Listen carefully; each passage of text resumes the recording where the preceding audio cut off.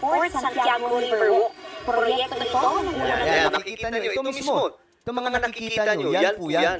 Nalalayong ibalik ang dami-ganda ng Ilog Pasig at maging atraksyon sa mga turista.